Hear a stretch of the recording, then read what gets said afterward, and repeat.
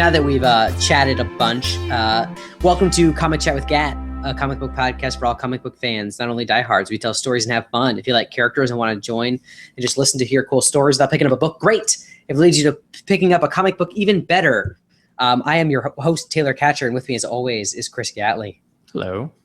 So this week, because Batman Arkham Asylum has come out, as we've just been chatting about, we wanted to give a recap of the first 3 games, mainly 2, but there's like a redheaded stepchild third game of them, so that if you hadn't played those and have a new gen console, you can kind of just load that up and kind of get right into it, because this game looks to be beautiful and amazing, and the reviews are great. So if you haven't played the old ones, there's rumor that they're going to come out with Arkham Asylum and Arkham City in an HD remix pack, which I would buy without a doubt. But there's also, because of the fact that the Xbox One now has backwards compatibility, you might just be able to load your old discs in, which will also be just fine for me. So let's start. Chris, which ones have you played of those Arkham games? I played City, and that was it. I played a little bit of Arkham Asylum, but I don't really like sneaking around in video games, so I didn't really spend too much time playing it. Okay. I mean, that's fair. Although Arkham Asylum was probably one of the best, I guess you can call it Metroidvania, 3D Metroidvanias ever made. It feels very much like those games where, like, I think... Okay, so Chris, you played the second one. Did you ever feel like you missed out on something? Like, were you like confused at all? Because we're going to go through them, but I was just wondering like how it felt to just jump into a game like that. Yeah, I mean, I played the second one, and I didn't quite understand why the Joker was sick. I felt like he was kind of invincible, so that was probably something that was from the first one. That'd be a reason why he was sick. And then other than that, I mean, I didn't really understand. I played it just for the value that it had been one of the highest rated games of the year, so... You know me, I don't really know a whole lot about the background of these games or characters. Right. Okay. All right. So let's go through. I made some bullet points, and we're just going to go through Arkham Asylum, and then you can stop me and ask me questions, because I feel like this is a really kind of hit the main points, bullet points. So if you're like, wait, what? You can ask me. Okay. But first of all, I want to start out by saying the reason why Arkham Asylum was so exciting, not just because it ended up being a very highly rated game, ended up being a good Batman game, which had never really happened before. As far as even all comic book games were pretty much relatively bad, with the exception of the Marvel Ultimate Alliance and like X-Men Legends games got pretty good reviews. But as far as DC heroes, Spider-Man 2, but as far as DC heroes, I really can't think of one before this that ever did any good. So, I mean, there was like the Sega Genesis Batman Returns, but I mean, even those are questionable whether that's good or not, you know? So, and like the NES Batman. Anyway, so the point is, the coolest part to fans of the comic genre and the comic media was that almost all the voices were the voices from the animated series.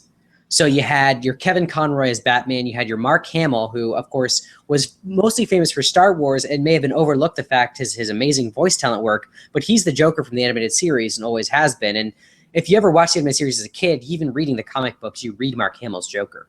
Like you just can't not. And I also read Batman as Kevin Conroy too. So it had a very impact on me, especially being a comic book reader. And being a kid in the 90s watching the animated series, that's what Batman, that's what Joker sounds like to me. And then all of a sudden, those same people are talking to me through my video game. It's very exciting, right? Very cool. Rocksteady knew what they were doing and knew who they wanted for this, and they made a really valiant effort in this first game. It's also important to point out that Harley Quinn was the original voice actress only in the first game. She was invented in the animated series. She was not a comic book character before that. So that's an interesting fact, that Harley Quinn was not a character until the animated series created her. And then they did like a background in the comics? Yeah, or did they in the show, there was an episode called Mad Love, and that was a brief overview, but they also ended up making an extended comic book version of that same thing, of the backstory of Harley Quinzel and the scientist that she was and stuff like that. So actually, before I start Arkham Asylum, do you think we should go in chronological order or like series order? Because Arkham Origins, the third game, is technically a prequel. Do you think it matters? Oh, I didn't know that. Is Arkham Origins impacting of the story at all if it's a prequel? Not really. It's kind of like it's so far behind that it's basically the origin story of the Joker and Batman, how they met. So like we can just go through that. Oh, that's kind of cool. Yeah. All right. So let's just start at Arkham Asylum anyway, and we'll go game order, not chronologically, just so you know, listener. Okay. So Arkham Asylum. Spoilers, I guess. I don't know if it needs to be said. Yeah, there's spoilers, but these games are all at least 2 years old plus. So, all right. So the game starts out. Batman is bringing the Joker to the asylum, but feels like he captures him. Right? Joker did something. Batman's bringing him in, but he feels like he did it on purpose. So Batman wants to hang around. While Batman is there, Joker takes over the asylum. Classic Joker move, and says like, "Has he done that before? I just feel like Joker would just do that because he's crazy. I mean, Joker's always the asylum goes back and forth. Like I feel like there's always some like Joker when he goes there, he could easily like he takes over. Yeah, it is a classic Joker move, I guess. He takes over the asylum because he's the Joker. He captures a young doctor, Dr. Penelope Young, who and says, "Hey, Batman, if you can be in here with me, but if you call anyone else in, I'll kill everybody and blow everybody up and kill everybody. So it can only be you because you belong here with me, Batman, because we're all crazy and you're crazy and I love you and you should be in the Arkham Asylum with me because you belong with me and all of your friends." And Batman's like, "Whatever, Joker." So he captures this Dr. Penelope Young, who has been working with Bane and developing Bane's Venom serum, right, which is what makes Bane, right? Bane isn't always a big hulking dude. Like in the comic books, he's like a skinny, not skinny, but he's like a regular muscular dude. And then he like injects, he hits his button and he bulks up huge with the venom and it makes him super strong, super mean. So was that not touched in the movies? Not at all. Not even a little bit. He's also Mexican. Yeah, he's a Mexican, like luchador. That's why he wears that luchador. Like if you ever see him, he's like a luchador mask because he's Mexican. It makes sense. But yeah, Venom is a like a toxin that there's even a comic book. I can't remember. I think it's called Batman Venom, to be honest. But it's basically Batman is like struggling with the fact that he just is a man, right? And he's like, I need something more. And so he starts meddling with the Venom stuff to see if like he's almost like a steroid injectment because he feels like he needs to be better, right? Like he's always trying to protect Gotham better. And so that's the thing he messes with. And it's kind of this really cool like story of Batman like going too far and having to come back from that. Anyway, so this doctor is messing with Bane's Venom and making this stuff called Titan, which is like a stronger version that they can make super soldiers out of, but it makes you bigger and crazier, right? So throughout the game, Batman defeats various henchmen in his rogues gallery. Penelope Young, is that someone? No, I think maybe, but I've read a lot of Batman. I haven't heard of her before. It's possible. It's very, very possible. So if I'm wrong, go ahead and tweet at us at ComicChatWGet. Okay, so Batman defeats, as you play the game, of course, just like any Metroidvania, you gain new items and you gain new things and you can get new areas and you defeat various henchmen and some of Batman's rogues gallery to help save the Doctor and stop the Joker. Well, when you finally capture her in the hands of Victor Zsasz, you get her, there's an explosion happens, the Doctor lady dies, but Joker gets the Titan. Right, and the Joker gets the Titan stuff. Is that like halfway through the game or like That's first? Yeah, I think it's like halfway. It's like a third maybe. So Batman then wait a minute. What? So why is he beating up all these henchmen? Batman's beating up the henchmen trying to get there. Right, but so he's trying to go to get to the Doctor. Yeah, he's trying to get there and people are stopping him and Joker's like, "Oh, look, here's another guy to attack you," and stuff like that. Okay. So it's like, okay.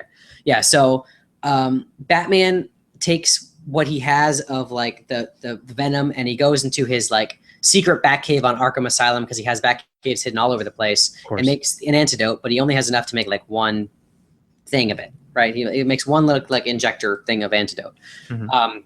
So then Batman's like, "All right, I got to go for the Joker now." After like, so what does he do with the antidote? He has it. He's ready to use it, or he's ready to give it away, or whatever. I think he sends one out to Gordon, and he has one for himself in case shit goes down. Okay. So, and basically, this is like now he goes after more bad guys, and more stuff happens. There's Poison Ivy. There's everybody else, and then the Batman goes after the Joker. So he finally gets to the Joker at the end. The Joker is like about to inject Gordon, Commissioner Gordon, with the Venom to make him crazy to fight Batman. Batman jumps in the way and gets injected himself. And the Joker's like, "Oh, this is great anyway. Whatever. This is going to be cool." Batman with the thing. But Batman fights the Venom and injects himself with the antidote that he has in his pocket. Joker gets really mad. Joker injects himself with the Venom, becomes this giant, like, huge, crazy, long-nosed, like, ghoulish Joker and starts beating the shit out of Batman. But, of course, Batman, you're playing Batman, so you have to defeat crazy Venom Joker, Titan Joker, and then you blow him up with the spray that's like a Stuff that blows up. Yeah, and you spray it on your hand and you hit him with a punch that explodes. Oh. And you knock Joker out, and then like basically you won the day, you won the night, you survived the night in Arkham Asylum. But doesn't he does he get smaller again after he gets defeated? Joker, yeah, he kind of like deflates and how does that work? When you just stop thinking, your brain deflates? I don't remember. Maybe Batman injects him with something, but it was in his body for a long time. And so that's what we'll get into in Arkham City, but that's what has been, it fucked with his blood and he's dying because of the events of that injection of his crazy Venom, Titan stuff. So at the end of the game, Batman hears about the crime led by Two-Face and just like leaves, like, oh, gotta go.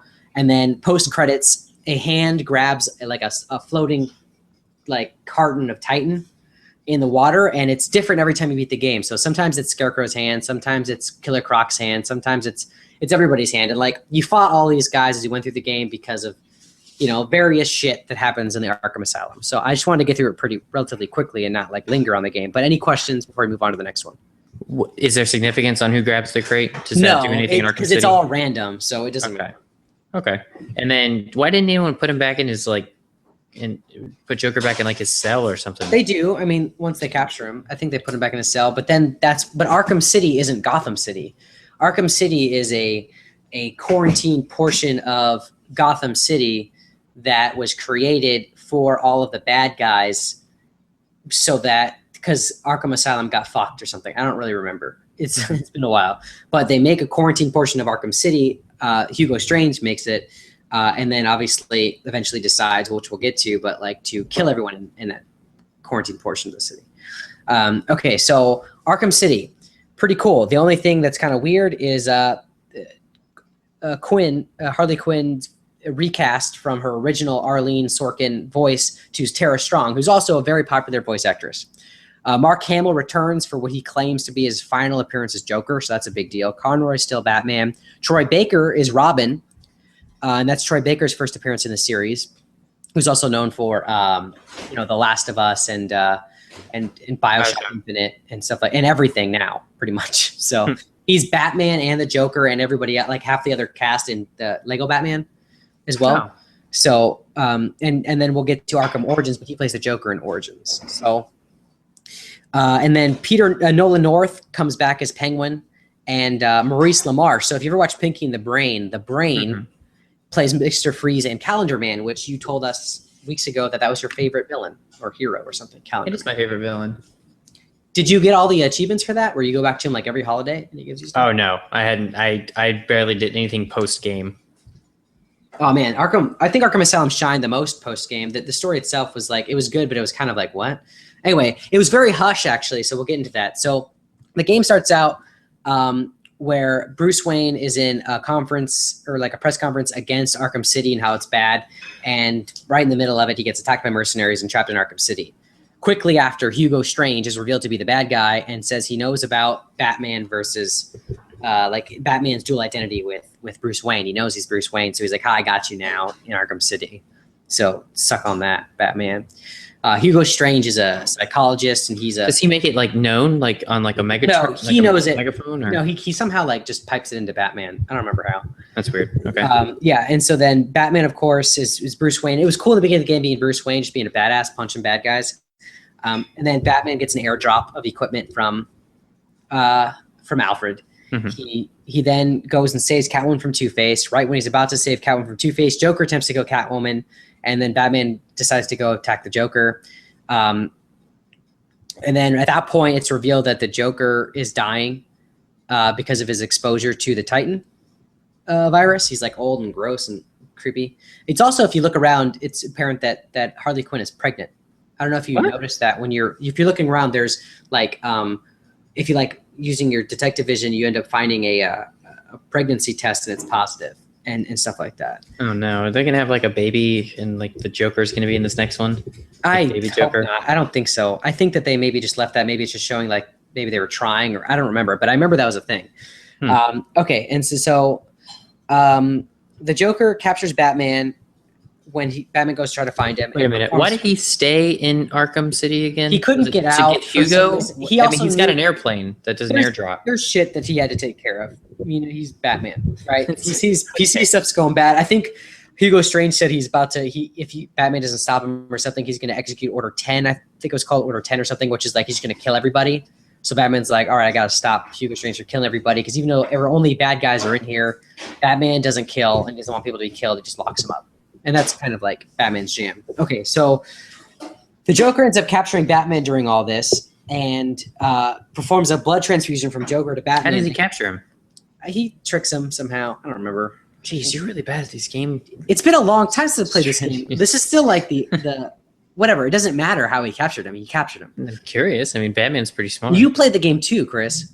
I did. I don't really remember how it happened. Exactly. So he performs this blood transfusion on Batman, giving Batman the same virus or whatever that's killing the Joker. So then Batman has even more of a reason to cure the Joker, because if he finds a cure, he cures himself. And the Joker's also like, oh, by the way, all the Gotham hospitals have random shipments of my blood too, so random Gothamites are also getting my blood, so you better figure out a cure or everyone's gonna die. And so Batman's like, fuck. So Batman knows that somehow he goes to Penguin and finds out that Mr. Freeze, or maybe the Joker tells him, whatever. He finds out that Mr. Freeze figured out an antidote. So he goes and finds Mr. Freeze, because Mr. Freeze is Dr. Victor Freeze, who is a famous like scientist and like studied diseases and stuff, because he was always trying to save his wife Nora Freeze from her like disease that she had. He has her frozen, and he falls in the frozen pit and becomes an evil, heartless bastard that still always wants to save his wife. Classic Victor Freeze. So he goes to Mr. Freeze. He's like, yo, Mr. Freeze, I got this thing and it's a problem. Mr. Freeze is like, yeah, dude, I totally made it, but it's unstable. It doesn't really work. And Batman's like, fuck. And he's like, but what if we had Ra's al Ghul's blood, because Ra's al Ghul like heals and stuff. And Victor Freeze is like, yeah, probably that'll work. So Batman tracks down Talia al Ghul, who eventually has his son, right? Talia al Ghul is the daughter of Ra's al Ghul. No, I mean in comic books. She loves Batman, and she's like, oh, my love, you should totally be like the head of the demon, take over for my dad, and we can like be the coolest fucking couple in the world and like take over the world together. And he's always like, no. And then she's like, please. And he's like, no. And he flicks her nose. No. And anyway, so he tracks down Talia. He gets the blood from her. She gives it to him or something, because he's like, please. And she's like, I love you. And he's like, whatever. And he sleeps with her or something probably. And then so the antidote works, but he only has like a small amount of it, as always, because he only has a small amount of blood or some shit. Okay, so then when he gets it, Harley steals the antidote. Like that was going to happen, obviously, because the Joker needs it. So then Batman goes to track down the Joker, and the Joker looks much better, like totally healed. Like he looks like totally fine. You're like, oh shit, I guess the antidote worked. So while fighting the Joker, he's about to like defeat the Joker. Hugo Strange launches his attack on the city that execute Order 10 or whatever, and then tries to wipe out all criminal element. Batman is caught under rubble and is about to get killed by the Joker, but then Talia just jumps in, like saving the day, and is like, look, Joker, don't kill my love, Batman. I will offer you immortality in the Lazarus pit if you don't kill Batman. And Joker's like, sweet. He's like, all right, see you later, Batman. I'll kill you another time. And then so while Batman's recovering, Catwoman comes to save him, and Alfred convinces Batman to stop the destruction of the city before going after the Joker and Talia. He's like, dude, you got to stop this Order 10 thing. Like, chill out on the whole Joker Talia thing right now. And Batman's like, but they have like the shit and I'm dying. And he's like, but whatever, you got to stop the city. And he's like, you're right, Alfred, I'm Batman. I wish they really talked like this. Right? I love explaining comic books like this. So then Batman is like, all right, I got to stop Hugo Strange. So he goes up that giant fucking tower, and there's a really ridiculous part. You're going all the way up the tower, and you're like hiding from people. You find Hugo Strange, and you punch him in his stupid fucking bearded mouth. And then it's apparent that Ra's al Ghul is actually behind the whole thing, because that's a classic Ra's Ghul, is to level the shit when stuff goes bad, right? That happened in Batman Begins. That happens all the time. And it happened in Arrow. Ra's is like, no, we got to wipe the city clean, man. We got to kill all the bad guys. Yeah. And so it's like, oh, classic Ra's. And so and then Batman defeats Ra's al Ghul, and then Ra's commits suicide to prevent being taken to jail, which was a totally crazy moment. But I'm sure he'll be healed. Whatever, it doesn't matter. Ra's doesn't die. So then Batman jumps out of the exploding building and then goes, because he knows the Joker is holding Talia in the theater. And I remember that part of the game being really frustrating. There were snipers everywhere. You need to like take out the snipers to get to the theater. So you get to the theater. I think I remember that part of the game, and I actually just flew. Like I just flew straight to the could, when maybe you're playing on easy, because if you were playing on any harder, you were just shot out of the sky like a fucking, it was ridiculous. Okay, so Batman goes to the theater to confront the Joker, who's threatening Talia for the cure. And you're like, wait, I thought you got the cure. And it turns out that Talia stole the cure from Harley before Harley got to Joker. And you're like, well, wait, but Joker's healed. So the Joker gets stabbed by Talia when he's distracted talking to Batman. And then Talia gets stabbed by the sick Joker. You're like, what? Second Joker? What? And healthy Joker is revealed to have been Clayface the whole time. Classic Hush. Batman Hush moment. Batman Hush moment. So you remember that in Batman Hush, the comic book where he finds the Joker and the Joker's not really the Joker, or the Joker was supposedly killed, but it wasn't the Joker, it was Clayface. They're stealing liberally from the comic books at this point. Yeah. But borrowing. Cool moment. Yes, borrowing. It was a cool moment because also Hush is in this game. You got the Arkham what's his name? Damn it. Arkham, it's not the Arkham Knight, because that's who's the actual bad guys in the new game. It's the whatever. In Batman Nightfall, some guy takes over for Batman and becomes like a crazy lunatic when Batman's back is broken by Bane. And Man-Bat. No, what? God damn it, Chris. I'm looking That's not, wait a minute. Do you not know? Man-Bat. Real, though. Yeah, Man-Bat's real, but Man-Bat's not. Like, Man-Bat is a scientist that injects himself with bat serum and becomes like a half man, half bat. And he's not really a bad guy. He's kind of like a victim of his own like creation kind of crap. So let me look up Nightfall.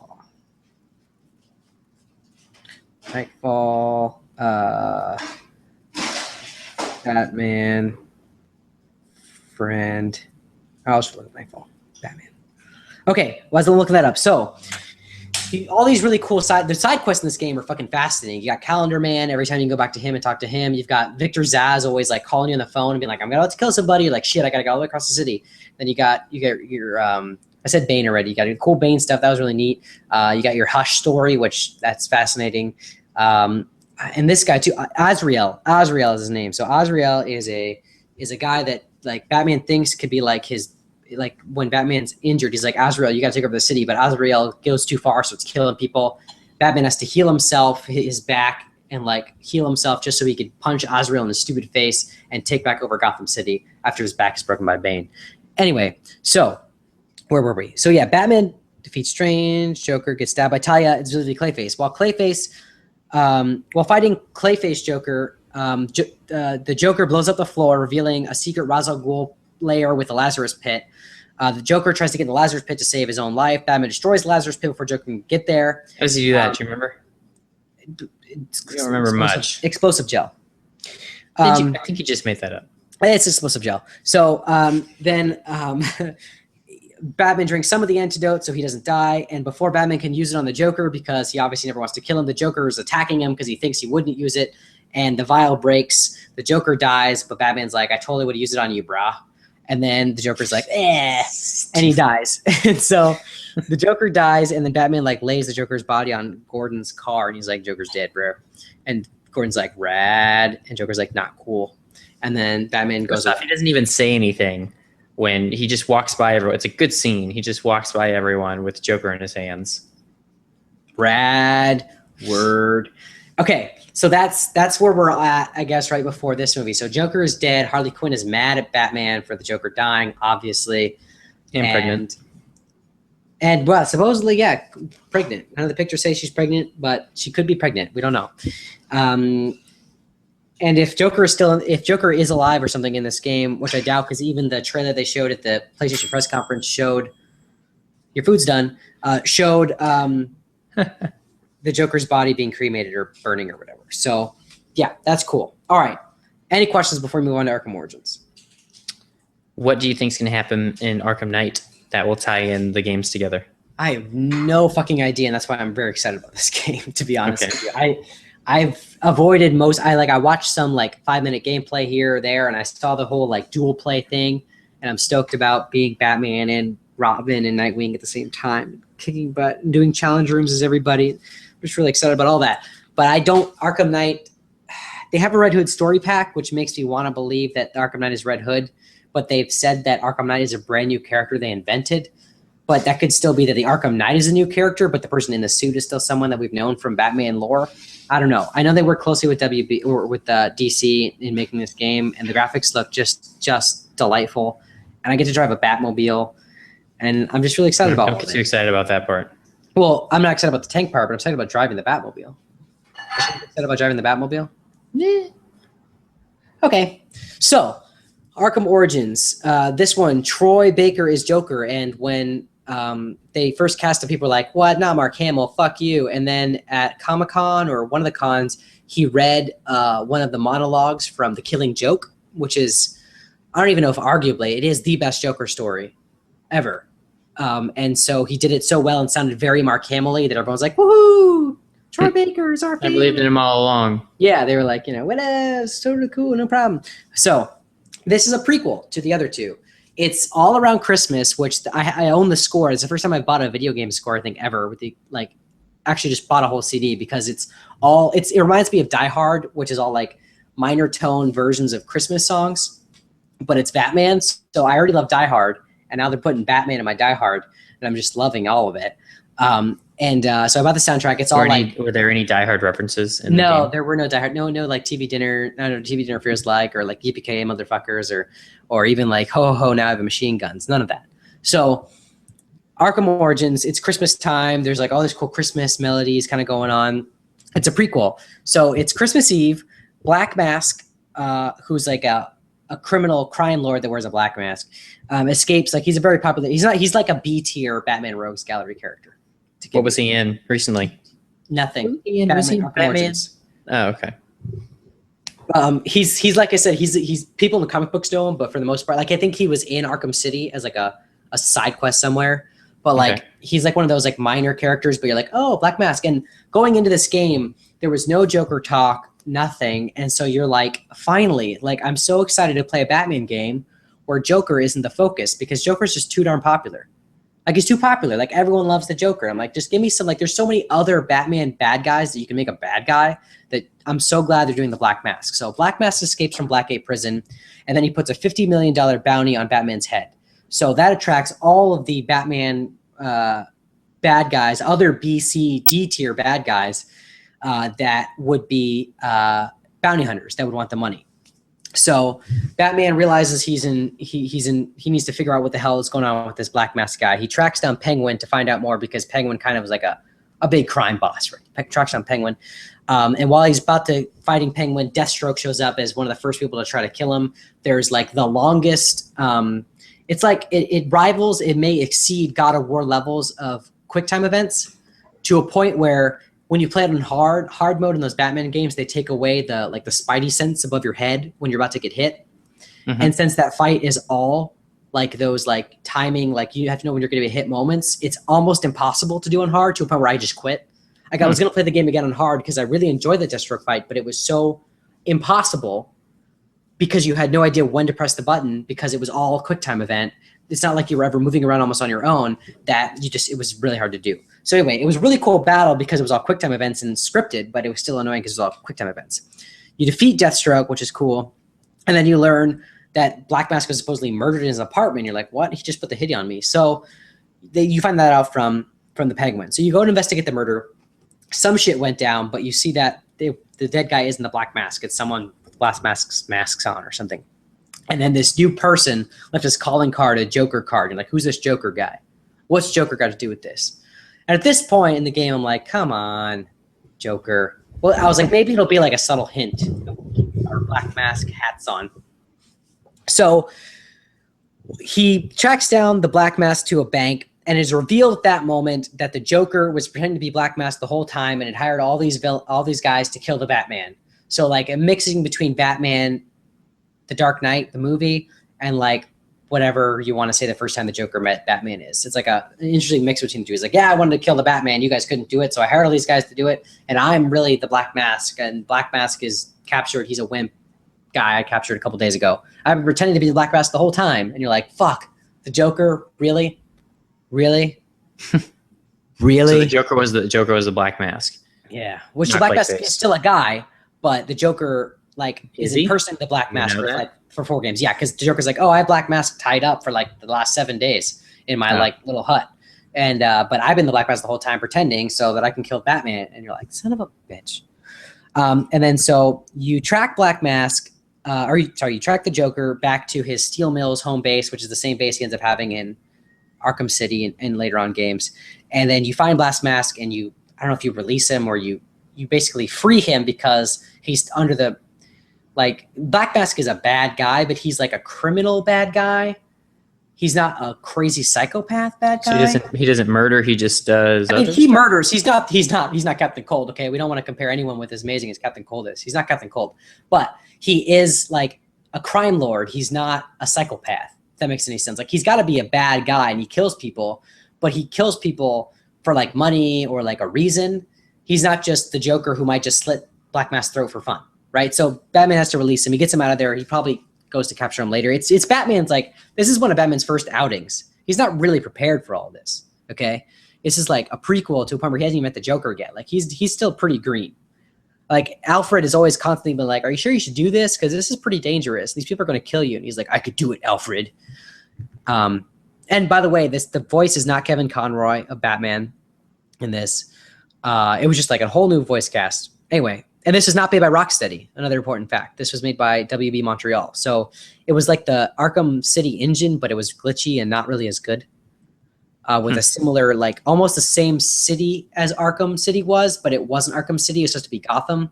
Like, it was bizarrely, like, obviously a midway game. You know what I'm saying? Like, it wasn't the next game. It was made with the same engine, and they kind of changed stuff around, but it wasn't nearly as good. They had those stupid electrocutioner hands that made you, like, there were certain enemies you could only defeat once you had electrocutioner hands, and it made it just ridiculous. Like, at a certain point, your multiplier would get to a point where you can activate your executioner hands, or you would punch enough people, and then you had these like electric gloves that you kill people with.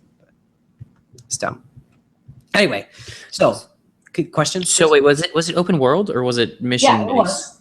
Okay. Was it the same as like Arkham City? No, because it couldn't have been Arkham City. So what? It was the same exact part of the world as Arkham City. It just wasn't Arkham City. That's because Arkham City is a subset of Gotham, so they just kept the same stuff. Oh, so wait, but Arkham City existed at this time period? No, but Arkham City is a walled portion of Gotham City.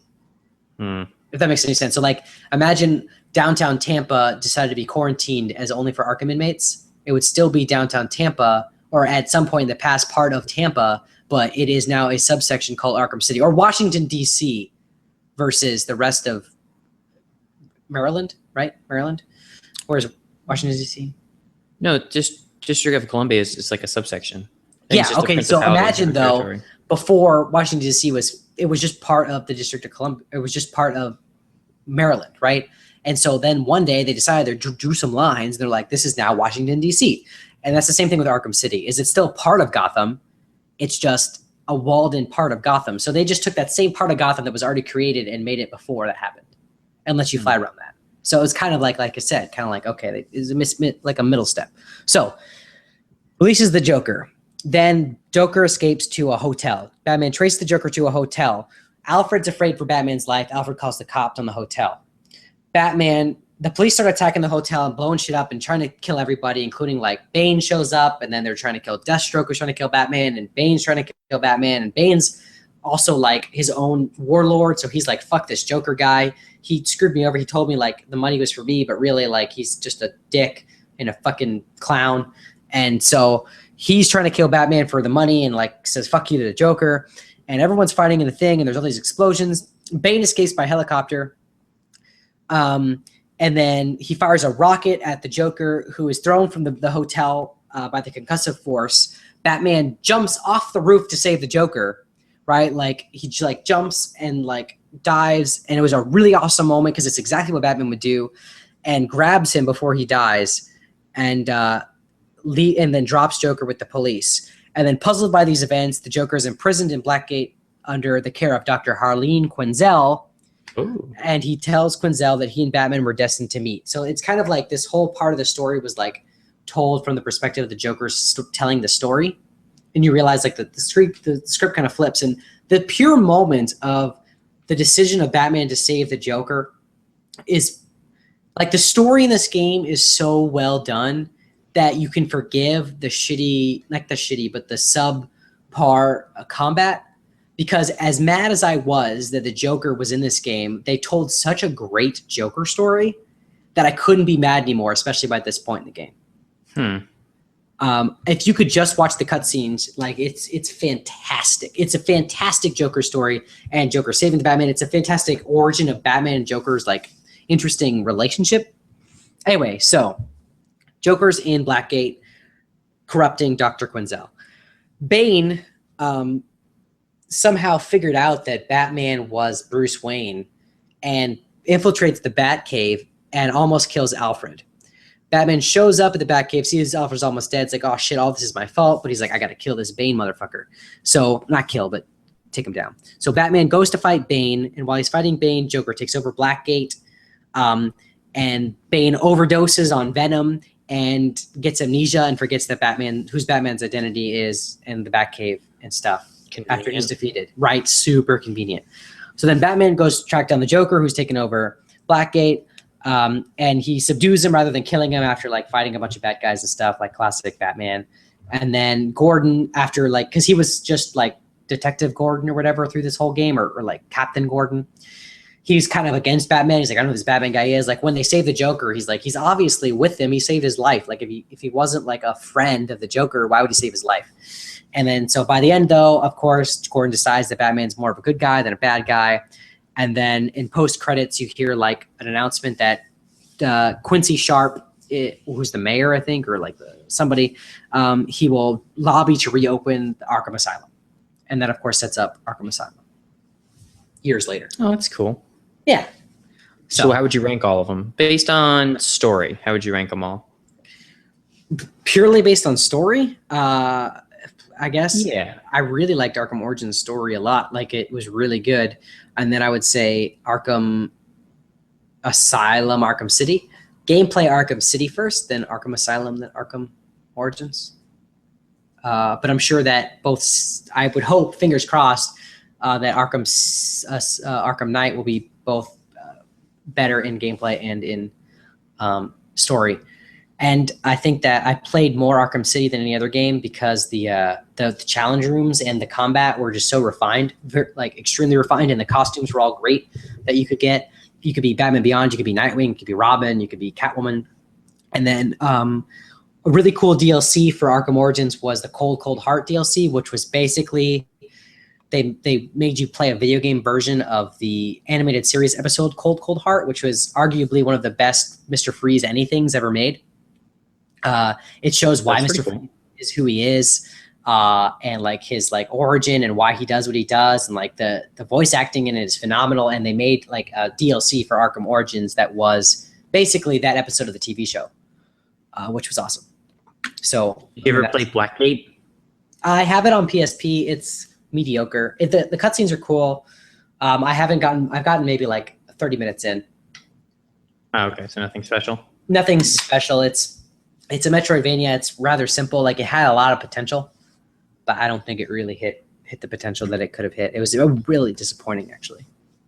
Mm-hmm. So, okay, so then that wraps you up. You're pretty much ready to play Arkham Knight if you picked it up yesterday or if you plan to pick it up this week. We've heard good things, and I will give updates on my Twitter, I'm sure, if not through other things. Make sure you go to the youtube.com/cbxcast to see our unboxing of both the limited edition PS4 and the limited edition game.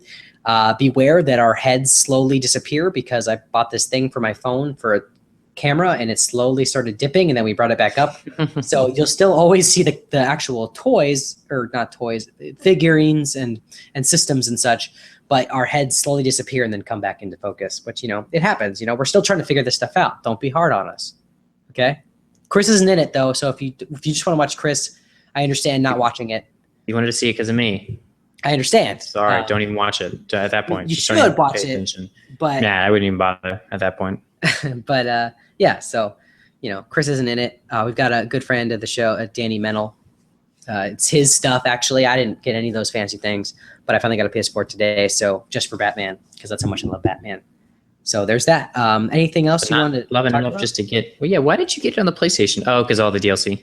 Yeah, there's special edition stuff, and WB games are always like best friends with PlayStation, and those games always run better on PlayStation. So, well, that's that, Mr. That's That. So, okay. Anything else, Chris, before we head on? No, wrap us up. Let's see what we got. All right. What are we doing next week? Are we going to talk about, I guess, Arkham Knight, or are we just going to? I wouldn't mind talking about Arkham Knight for a bit. Are you going to get the game? Are you getting the game, Chris? I want to get the game, but I honestly have this feeling because the last couple AAA games that came out 2 weeks later, they were $20 off. So I'm gonna hold out a little bit just to see. And then I also want to get your opinion on it too, because I really only care about the story. I'm not going to play any of the side missions, and so I'm curious as to what you think about it. Okie dokie. All right. Well, Your opinion. all right. So thank you for listening to Comic Chat with Gat. We're a podcast about comics and comic culture. We are also part of a growing podcast network called CBX Casts. You can find more of our work at www.cbxcasts.com. That's cbxcasts.com. youtube.com/cbxcasts. Please subscribe to us on YouTube. We have interesting content going out. We did funny videos like a week and was it last week? 2 weeks ago? Last week. No, last week. We had some good stuff last week about our favorite content every other week. Yeah, so that should be good. And we always have interesting videos, unboxing videos. We're going to have some smartwatch talk coming up relatively soon between me, Chris, and Eric Ritter. So that should be fun. And then follow us on Twitter. Chris runs the Comic Chat with Gat Twitter at ComicChatWGat. Not very well. He runs it great. But I'm going to be going to San Diego Comic-Con, and then I'm going to be the keeper of the Comic Chat with Gat Twitter feed for that weekend. So there should be exciting content coming up then. So please follow us now to make sure you don't miss a thing from San Diego Comic-Con. You could also find us at facebook.com/cbxcasts plus.google.com/cbxcasts, and subscribe to us on iTunes or Pocket Casts or SoundCloud or wherever you listen to your podcasts. Just search for Comic Chat with Gat, or you can get all of our podcasts at CBX Casts when you search for that. So that's fun. For our podcast, you can only get the latest 4-ish episodes. But if you want the backlog, just go to CBX Cast and get them all there, or just go to the website. It's good times. All right. Well, thank you for listening. I've been your host for today, Taylor, and you can find more of me at TCatch. So tweet at me about Batman or whatever you want to tweet at me about. You can find Chris at @ChrisGatley on Twitter, and you can talk to him about comic books, and he will direct you to me. Or try to answer your questions. Or I can give you answers, but they're probably not going to be right. He might give you answers and then at me at the end just so I could yell at him. Because that's always fun. Be like, darn it, Chris, because it's good times. I love having him here. It's good times. So that has been Comic Chat with Gat, episode 22, the Arkham Recap. Thanks for listening, and we love you. Bye.